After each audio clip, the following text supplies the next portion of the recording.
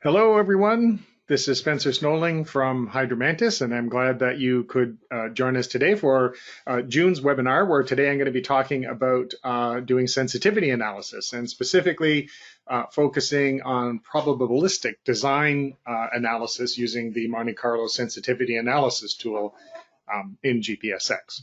So I'm joining you today from my home as we are still in isolation here in Hamilton, Ontario. So I apologize for it being a bit noisy. My neighbor is actually building a deck, and so there's some sawing and hammering and whatnot going on in the background. But I've decided I'm just going to power on through, and we'll just keep moving along with the webinar. So what we're going to do today is pretty much the same as usual. I'm going to show you a number of slides. I won't be running a lot of desktop demonstrations today because Monte Carlo analysis is one of those things that takes a really long time. So or can anyway. So what I'm going to do is show you some examples of some simulations that I've already run for you, and to illustrate how to use this particular feature and the interesting things that you can do with it.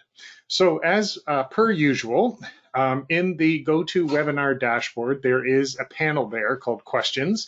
And if you open that up, you'll be able to type in some questions there as we go along. And I'll see them come up here, and I'll hang around at the end of the webinar after I've done the usual announcements at the end, and I can answer any questions that you have for a few minutes at the end of today's session. Okay, so I'm going to move on here. So the plan for today is that I'm going to talk in a very sort of general way at the beginning here about what sensitivity analysis is and how you can use it to analyze the designs of your wastewater treatment plants when you model them in GPSX. So this is about taking a design that you've probably already put together. You've already decided on the layout and the technology and the sizes of the tanks and so on. And then you've put that design into GPSX, and now here's some interesting ways that you can analyze that using sensitivity analysis, and specifically using Monte Carlo. So we're going to go from the general stuff to the more specific probabilistic analysis. And I've put together, as I mentioned, a case study where I took a plant and I analyzed and changed the size of that plant, and shows how it changes really the distribution of outputs that you get from that particular system. So we'll have a few conclusions, and as I mentioned, I'll be able to answer any questions at the end of the webinar. Okay, so as you know, modeling is a really good tool for analyzing and optimizing water resource reclamation facilities. And one of the best parts about it is that a model gives you a chance to really try out different ideas or different things and designs and operating strategies and so on, and see what works and what doesn't. So what you're doing when you do a sensitivity analysis is you're looking for and trying to quantify the relationships between the choices that you're making in your design and in your operational setup and the treatment performance that you're getting out of that facility. So sensitivity analysis is really just a way to investigate that relationship between the output of the model and the inputs that you have control over.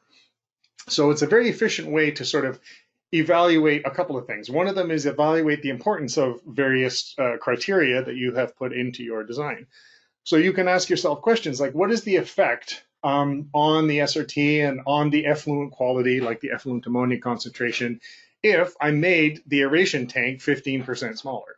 So the model gives you a good opportunity to try out different ideas, play what if, and understand how that choice would have an effect on the ultimate performance of that plant by running a simulation under those conditions.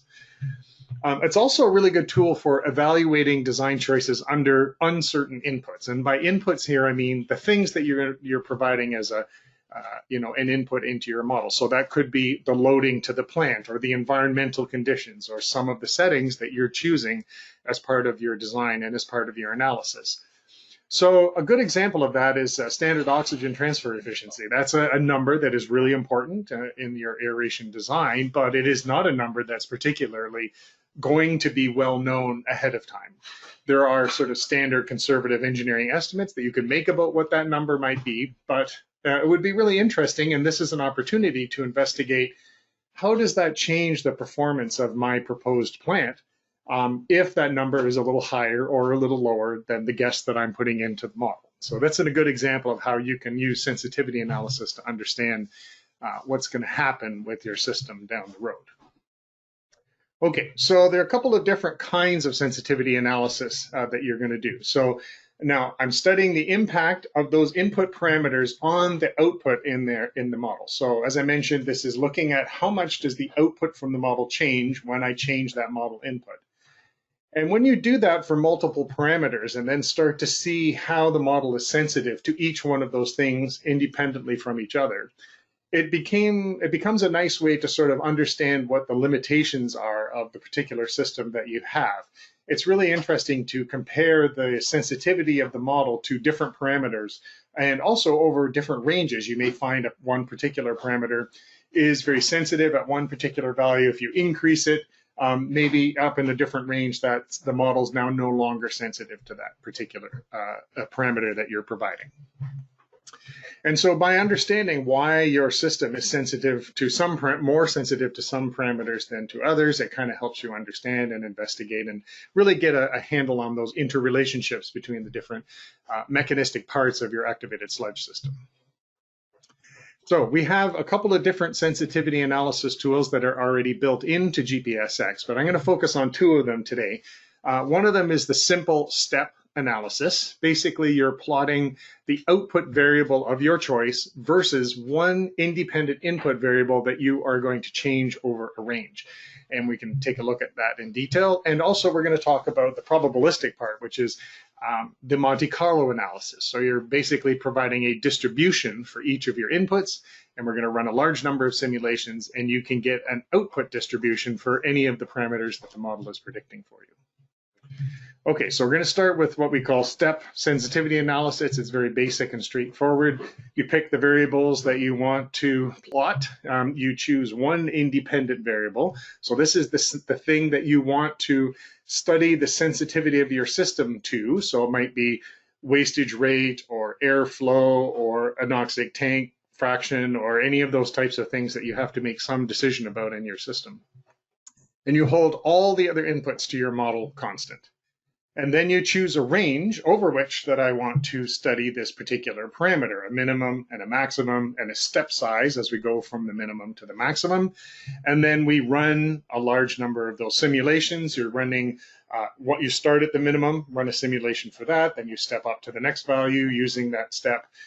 Then you do another simulation and so on, and repeat that up, going up one step at a time, record all of the outputs from all of those runs, and then plot the outputs that you were interested in seeing versus that independent variable.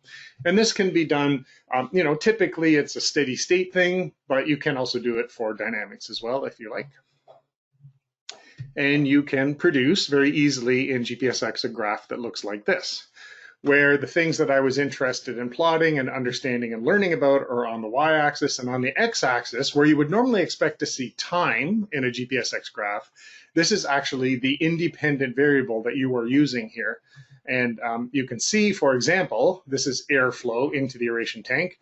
I started out at a low airflow rate and I stepped all the way up to a high airflow rate here. And you can see as I added more air into the system, the total ammonia came down. So on the left-hand side, we're not nitrifying at all, but we're fully nitrifying at the other end.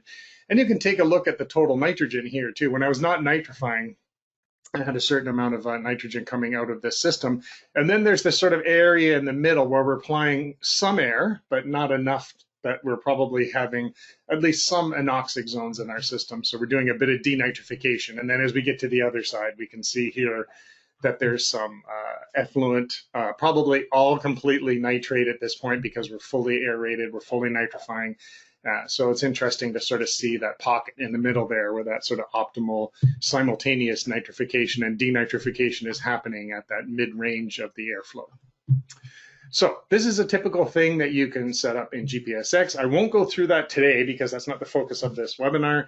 However, I encourage you to go to our YouTube channel and look at tutorial 9. And tutorial 9 will tell you how to do this, how to set up this type of graph, and you can use that at your leisure.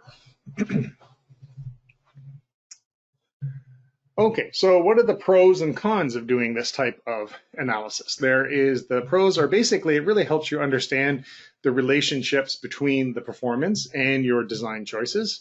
It gives you a range of performance. It's not just particularly running a simulation at one particular point and then getting a single answer. You actually get a range of answers that you can plot in sort of one dimension there, and then take a look at what is going on. It gives you a range of performance. It allows you to assess essentially a safety factor. If I was looking at this plant in terms of how well it's going to nitrify. Certainly, if I was operating the plant up here, I would say I was in good shape, but I wouldn't want to, live down at this part of the curve down here where I'm almost on the edge of losing everything. So it gives you that sense of where do I fall on this particular curve. And it is really kind of a quick and very intuitive way to visualize sometimes very complex information, especially if you've done this for several variables. It is very handy. We use it quite a lot. I find it's very good in the process when we're developing new models and I want to understand how all the parameters affect each other. I could look at this and get a sense for doing this across several different variables, how these things all kind of fit together and which are the ones that are most important at a particular point in time. Okay, so the cons of that are basically you're holding all other parameters are held constant. So it's really a snapshot of just one point in the state space. So in that particular case that I just showed you, I was increasing airflow, but I was keeping everything else the same. So I was not changing the wastage rate, not trying to control to a specific SRT or any of those sorts of things. So, so basically, you may find that if I do that once, I may have to make another change to the model. If I added more air, maybe I've got higher mixed liquor now, so I got to waste a little more. And if I do that, that means I've now moved away from that particular point. Now I need to rerun that aeration sensitivity analysis again. And so sometimes you have to kind of iterate around amongst a few parameters to get everything kind of in the place that you want to understand that sort of multi-dimensional analysis by looking at several different parameters, but doing it like one at a time independently from each other. So step sensitivity analysis is really basically just doing an organized kind of automated way of collecting and plotting information. But it's doing sort of what many, engineers do intuitively when they're running simulations and trying out different values and moving stuff up and down and trying to understand which things is this model and this particular system sensitive to. I want to make sure that I'm not right on the edge of losing nitrification or denitrification or what have you. I want to know that I'm in a comfortable place and that plant is going to run well under a wide range of systems. And so that's a nice way to do that. I see this particular type of sensitivity analysis used quite a bit on the idea of doing capacity analysis. So you keep everything in the plant the same, you just increase the influent flow. And you go from a low flow to a high flow, and it'll kind of do a capacity analysis at some point. If you go high enough, it'll break the system. And then you can say, here's where I think the capacity of this particular plant is. And the best thing is, depending on making sure you've plotted a lot of stuff, you can find out which part of the plant breaks first. Am I going to run out of clarifier space or aeration space or what have you? Okay, so that's sort of one-dimensional, straightforward sensitivity analysis on one parameter in that sort of one dimension. So now we're going to look at probabilistic analysis. And it is a way of doing a sensitivity analysis. But it's bringing in probability. It's bringing in that sense of randomness that is going to be used to explore and understand what is going on in that particular system. So the idea of generating inputs for your model in a random sense from a given distribution so that we can sense from the outputs how frequently or how likely is something to happen. And it actually has two different ways that you can use it. It's very nice because it really does give you the ability to create a series of outputs from a series of inputs, and you can do it actually for multiple parameters at the same time, which gives you a bit more of a wider blanket of behaviors. You can look at the exploration of the combination of parameters under certain conditions and how those things, excuse me, are connected to each other, but also how frequently they are likely to happen. So what you need to do then is make some decisions ahead of time about what the probability distribution is for your set of parameters that you're investigating. So for one parameter, you might choose a typical normal distribution like this. You may choose to have a different distribution for other parameters, but you need to specify ahead of the time here which thing that you are going to use. And I'm going to touch a little bit later on about how you might go about figuring out what is the appropriate distribution and values for your particular system. Okay, so the way that it works is you start by choosing those distributions for each of your input variables, and you might choose, as I said, log normal or something else. You then run a large number of simulations, and you sample a value from each of those input distributions for each one of the runs that you're doing. Excuse me. So if I have, say, 3 parameters, that means I'm going to sample each one of those, and I'm going to get those 3 input values, and I'm going to put them in the model, run it, get my answer, go back, get a new sample, and do that again. And those things, those inputs, in the way that we have it configured for what I'm showing you today, those probabilities distribution curves are sampled independently of each other. And I'm going to come back right at the very end of the webinar and talk about what you want to do when that is not the case, when things are correlated. So, but for now, I'm talking about doing things independently of each other. So you then have a huge number of outputs after you've done this for a large number of simulations, and then you have a large number of outputs of each parameter that you've collected. So for example, I might have 1,000 values of effluent ammonia, and I can plot a histogram like this. And this is a nice way to sort of understand what's going on in my particular system. All right.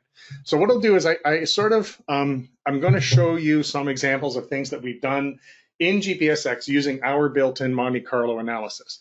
And again, I don't want to, the purpose of today is not to talk about the software, it's mostly to talk about the wastewater concept. So I'll just refer you again to our tutorial video. It's tutorial 13 for Monte Carlo analysis. You can go to our YouTube channel and see how to set all this up, the stuff that I'll be demonstrating today.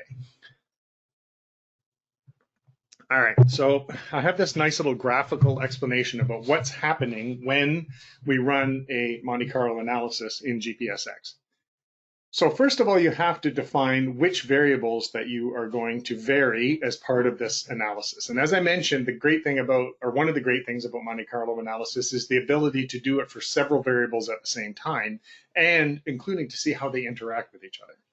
So for example, I might have a normally distributed variable such as influent flow. I might choose to have another variable in the model, say some growth rate parameter or what have you, and then another variable that is, say, a settling parameter, for example. Anyway, I've chosen some number of variables. And we, at the beginning of a simulation, have now got values that we have put into the model that came from those curves. Then we run a simulation and we get an output. Then we go back and we sample those again, and we get a different set of inputs than the first time because it's a randomly chosen point on that distribution, on that cumulative distribution function. And I get a new set of outputs as well. And then we do that over and over and over again, and each time we get a different answer out of the model. We solve it for steady state each time, and we get a new answer each time. Now, by default, the way that GPSX is currently set up, it's set to run 1,000 runs. And so you're going to do 1,000 steady state solutions, one after another, and it's going to collect all of that information for you. And then once it's done, it's going to scan through all of the results. And then for every parameter that you were interested in observing and that you will have set up on one of these graphs, you'll be able to plot automatically that sort of histogram or that distribution of the outputs. So all you have to do is make sure the ones that you're interested in, you have them on this graph type already set up and ready to go before you start your simulations. Now, as you can imagine, doing 1,000 simulations, it's not instantaneous. So I was doing some yesterday and some today as I was setting up the images in today's webinar. I could run 1,000 simulations in about 10 minutes here on my laptop. So it's not instantaneous, but it's not going to take you all day. I know certain clients that have used this and run something more like 10,000 or 50,000 simulations, the kind of thing you needed to leave potentially for many hours or overnight. That's kind of the time scale that we're talking about.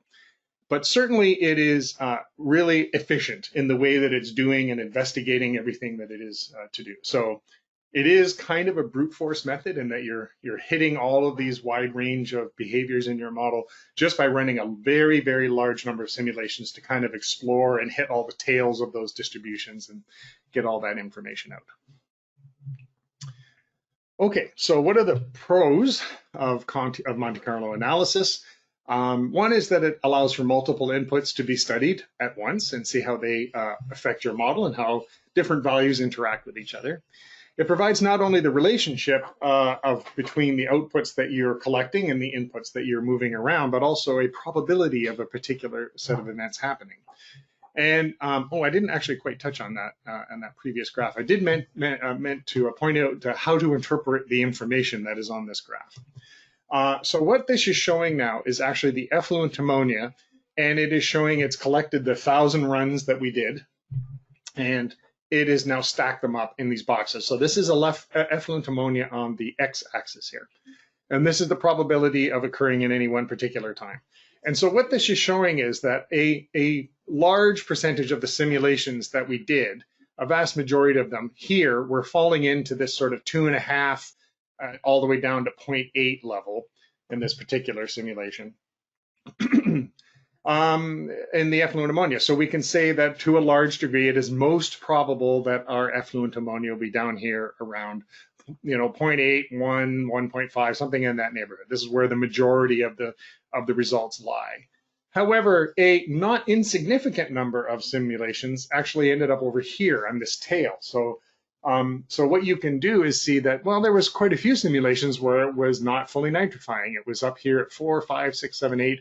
There was a large swing here. There were certain simulations where that combination of uncertain parameters led to plants that were not fully nitrifying. So what we do in this graph is we allow you to actually specify a point. You can say for 3 milligrams per liter, how much of these data points that were below that and how much were above that. And it's a way of sort of roughly estimating what is the probability of a certain thing happening. You can say, what is the probability of my plant under those given conditions, under those given uncertain values in terms of the way we pick those distributions? It is an 86% chance that it will fall at 3 or less. So therefore, it's a 14% chance that it would be higher than 3. So those are really kind of useful ways to sort of look at evaluating your performance against a given metric, not only for looking at how that all falls out, but indeed, actually, what is the probability of it happening? Okay, so now you can sort of get the feeling for how a particular parameter will affect the variables that you're observing. And you can also find out what is the probability of something potentially happening. What is the probability of falling below a certain effluent ammonia limit? It's really quite nice way to do it. I did quite a lot of Monte Carlo analysis in my PhD thesis way back when. And I found that even though it was a bit of a brute method, it was very nice in the sense that I find it straightforward to interpret the results. There are a lot of other statistical methodologies to go about doing this kind of an analysis, but I like this one because it's something that's easy to sort of understand and get information out of. So the downsides are you have to make some sort of input distribution assumptions, and those things might not be known. So you may have to make some choices there. And as I mentioned, it is computationally intensive. So you may have to do thousands or tens of thousands of runs to sort of fully fill out your distribution. Okay, so let's talk about the case study that I've put together for you here today. So this is a plant that is essentially just a regular conventional activated sludge plant. The primary clarifier, it's got some chemical dosage going on here. It's a conventional plug flow activated sludge system. And I actually have no anoxic zone. We're just going straight through and just nitrifying at this particular point. So what we're doing is I have specified 4 inputs that I would like to study. And these are the things I want to vary. These are the things I'm saying that I do not actually know the value of with any degree of certainty. So I'm going to let them be varied during the Monte Carlo analysis, and we'll see what kind of outputs, what the response of that output is. So one of them is influent COD. So basically, we're talking about the loading that's coming into the plant. One of them is the ammonia oxidizing biomass growth rate. So the AOBs in the bioreactor, their growth rate, mu, we're going to adjust. And I've chosen a log normal distribution for that. And in fact, I'm also doing the same thing for the NOBs. So they each have their own separate mean and their own separate standard deviation, but we're doing it separately on each of these two things. And then lastly, the alpha aeration factor. So that mass transfer sort of fudge factor that is involved. These are all things that I've now chosen for my analysis that I want to be varying, and I've picked sort of minimum and maximum values and how I want that distribution to happen. So I'm going to take a little bit of time here just to study or give you a feeling for why I chose those parameters and why these are good ones to have some sort of source of uncertainty with them, why they're good to ones to set up with some uncertainty around them. So when it comes to the influent COD, of course, that is something that varies all the time. It varies every day, it varies every hour probably. And it is a function of many different things that are not always well known at any instantaneous point in time. So it is a function of the way the catchment is put together. Is this an urban area, or is it a suburban area? Is it a bedroom community? Those sorts of things. What is the size and the shape and the topography of that particular catchment and the collection system that is inside? Does it all come to the plant really quickly? Is that collection system designed to have, combined sewer overflows? Is it a separated system, a combined system? All of those things are things that are going to play a role in understanding how what those influent flow rates, and in this particular case, influent COD, are going to be coming in. Of course, the weather plays a role, and contributions from industrial sources. That may also be something that you don't know at any given time, and any other long-term sort of watershed changes as things change over time and more houses are built and developed. The biological parameters are also good sources of things of uncertainty, of things to be able to adjust as part of a Monte Carlo analysis. So the AOB and NOB growth rate here, in the model, we have an AOB growth rate, 0.9, 1 over days. That's basically one growth rate that's used for all the parts of that bacterial community, and that is AOBs. In reality, of course, there are many different.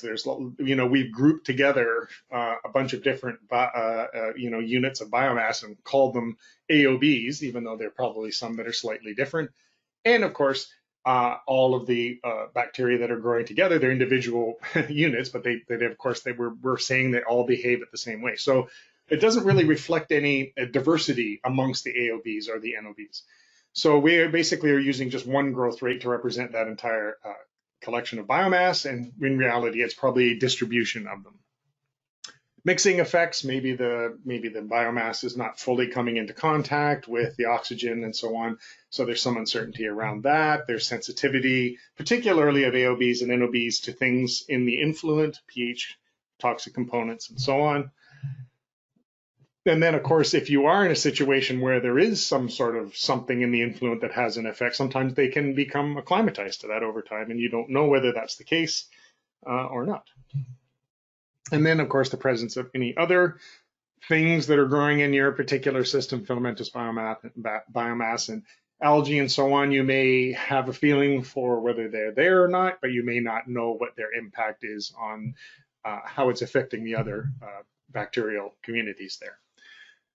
And then lastly, for the aeration alpha factor, it is, of course, something that is designed to be representative of the difference in mass transfer of oxygen from clean water to wastewater. But it is a very sort of,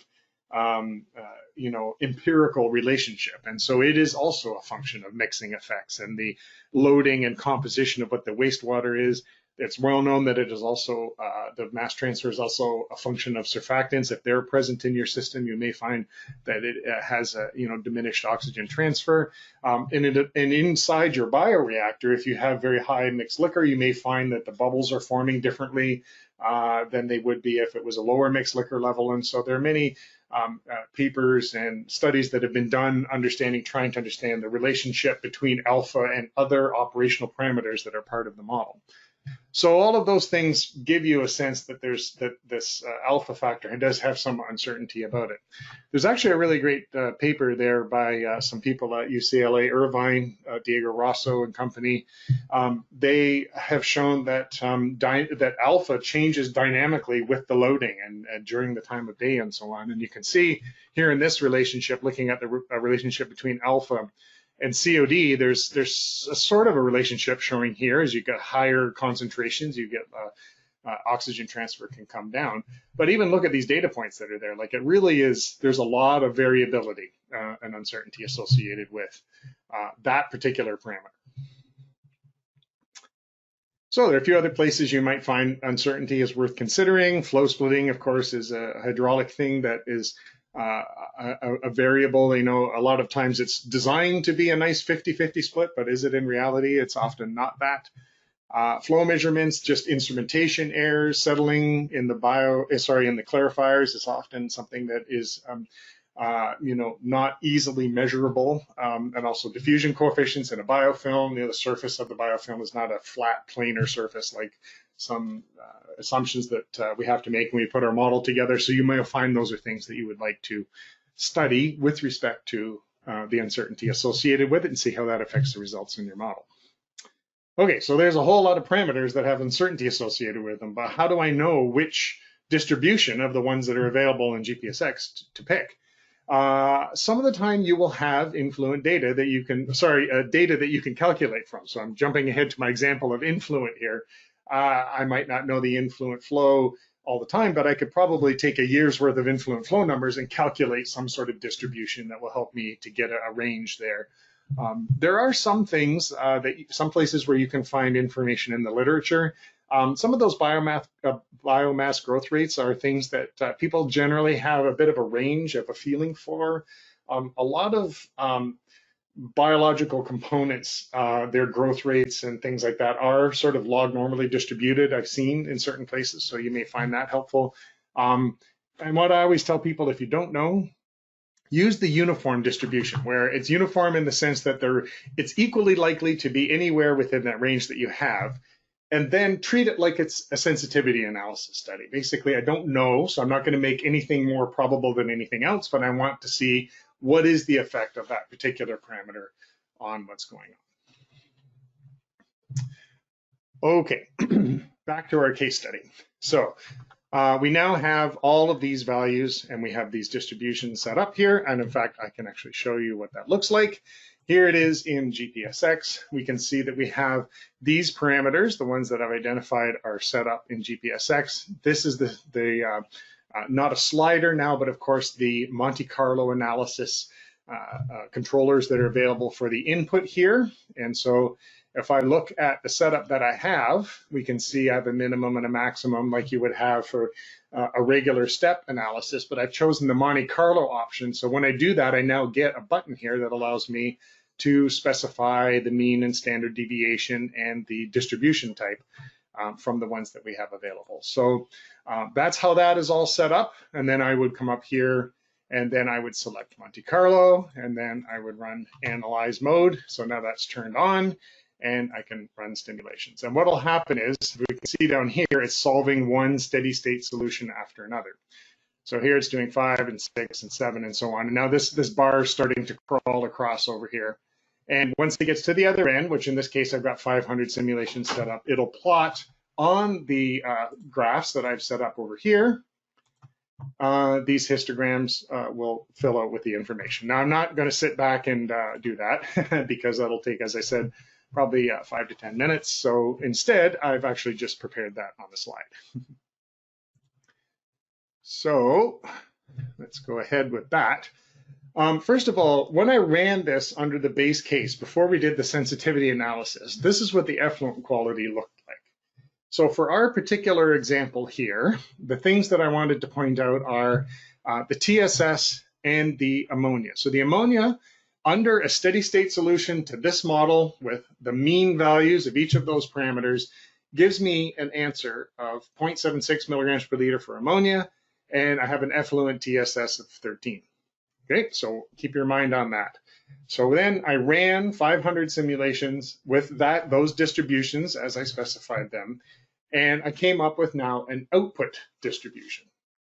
So we can see here that a vast majority of the effluent solids numbers fell between 11 and 15 in this particular thing. So this is the highest probability for that particular plant. But there were the odd one down here that came down to about 8 or 9 or so. So there was a few of them and a couple higher ones as well, but for a majority. And if we want to look at what's below 15, well, 97.7% of the solids numbers fell below. So that is implying to me that if you're looking for a system and you're evaluating it against a target of 15 milligrams per liter in your effluent TSS, then 97.7% of the time, you should be okay. That's under steady state conditions. So now let's go over, take a look at the effluent ammonia. So you can see here that it's sort of a different kind of distribution here, showing that the majority of them, again, are falling here in between 0 and 3. So we're seeing a lot of full nitrification, but again, we're not seeing it all. This up here as high as 10 milligrams per liter. There were still times in those simulations where it was not fully nitrifying or not nitrifying very much anyway. So against a target of 3 milligrams per liter, only 64% of those fell, in that target range. And over here we have, obviously 36% of the time it was not meeting the targets that we had. So if we go back and look, where did our sort of standard, just one-off steady state solution of all the sort of base case fall? Well, again, here it's showing 0.76. Well, that's about right here. So it is falling into the thing. This is the most likely outcome.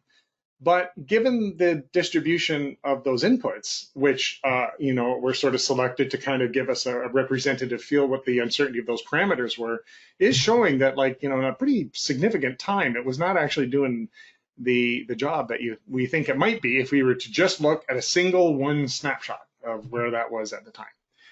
And so I find that to be a really sort of interesting aspect. So what you might want to do then is say, well, what can I do to improve this number? Basically, what I want to do in that case is basically move as many of these simulations as I can over there. So that means I have to make a change to my plan, a change to the design that I have. So what I did was, in order to try to see what this is like, is I ran that same plant and I increased the size of the aeration basin and the airflow. I was originally going to do that actually as two separate exercises, but I realized this webinar was going to go on quite long, so I did it together at the same time. And you can see down here, that point that I was just showing you is actually the left edge of this diagram. I also apologize for the kind of ugly coloring here, but I wanted to stick to yellow and red so that it matched what I was showing you earlier.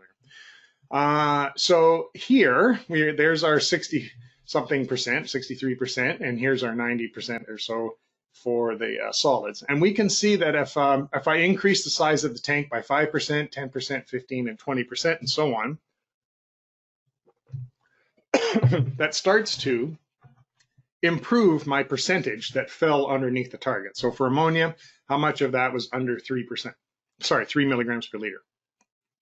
And this gives us a really interesting thing to sort of play around with. So you can see, for example, by increasing the plant by 10%, I get from 60 to 80, roughly. Excuse me. And by getting that first 10%, you get quite a bit of bang for your buck, so to speak, right? I got an improvement of almost 20% in terms of that probability. But now the next jump from, say, 10% to 20, well, that's going to get me maybe another 10% of improvement. So, and then the next one is even smaller and smaller and smaller. So basically up here, by the time I'm increasing my plant size by 10%, I'm getting maybe a few percent improvement in my probability. So by doing multiple Monte Carlo simulations at different plant sizes, you can start to put together a graph that kind of looks like this. It's basically what size of plant do I need to get a certain comfort level in terms of meeting that target under uncertain conditions. Now, of course, this is completely a function of all of those choices we made about the input distributions and which parameters we chose to analyze and which ones we kept constant and so on and so forth. but it is a way of doing a really interesting analysis. And you do see that diminishing returns on making your tanks bigger as you move along here to the right. And I find that to be sort of a kind of a bit of a fascinating way to analyze where you're going to sit, at what level are you comfortable with as part of your design. Okay, so a few final thoughts on using Monte Carlo analysis in this way. Right now, our default will set you up to run 1,000 simulations, but you can change that number to whatever you like. So if you want to get maybe a more smooth curve and make sure you cover off the tails of those distributions nicely, you could increase that number. And also some inputs into wastewater plant models are correlated. So right now, as I mentioned, all of our inputs in a Monte Carlo analysis are sampled independently from each other. But there are some times when you may want to have parameters that are correlated. So in other words, I want to make it so that, for example, when I have a high BOD number, I may also have a high COD number. You know what I mean? So I don't have them just sort of the ratio between them to be some completely random value. And there is ways you can do that. And in fact, we have been seeing some of our clients use our Python add-on to do more sophisticated data generating and inputs for things like Latin hypercube sampling. I've worked with a couple of clients who use MATLAB to do that same kind of thing, where they prepared sets of data where certain parameters were independent of everything else and other parameters were correlated together so that they went up and down together, that kind of thing. And Latin hypercube sampling is actually really good too, because it can help to reduce the number of simulation runs that you have to do by using a particular algorithm to make sure it covers off all the parts of the distribution.